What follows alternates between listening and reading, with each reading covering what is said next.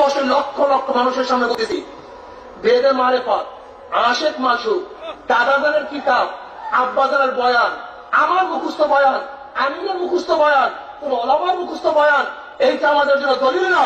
আমাদের জন্য দলিল হলো কোরআন, সুন্নাহ, ইজমা, কিয়াস। এই কোরআন, সুন্নাহ, ইজমাকে এত খেলা হলো, সব বাদ দিয়ে দেবো। অনেক ইশকাল প্রশ্ন আপনাদের মধ্যে থাকতে পারে, চরমনের এইটা করে, ওইটা করে, সেইটা করে, সেইটা করে। মনে রাখতে হয় বেদে মারেফাত সম্পর্কে আপনাদের কাজ ধারাপাড়া হয়ে গেছে। বেদে মারেফাত হলো ওহীর কিতাব না, এটা হাদিসের কিতাব না, এই যে আমাদের উসুলি কোনো কিতাব না।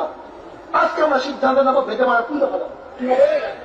আমাকে বলেন কি হবে? কি আমার দাদা যদি এই কথা বলে না যে বেদে মারেফাত আমার উসুলি কিতাব, এর উপরে তোমাদের চলতে হবে, এই কথা বলা হয়নি। বেদে মারেফাত এটা না কোরআন না কোন হাদিস।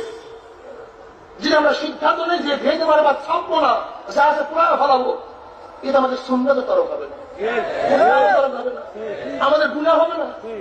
আমরা এই উসুলের মধ্যে নাই যে আমাদের মধ্যে যদি কিছু হক না হয় সেইটার উপর মধ্যে থাকতে হবে, এরকম উসুলের আমাদের শায়েখ রহমতুল্লাহ আমাদের রাখেন নাই। কিন্তু আমাদের নজরে আমরা ভেদে মারেফাতের ভুল দেখি না। যদি তোমরা দেখো ধরা দাও, দেখেন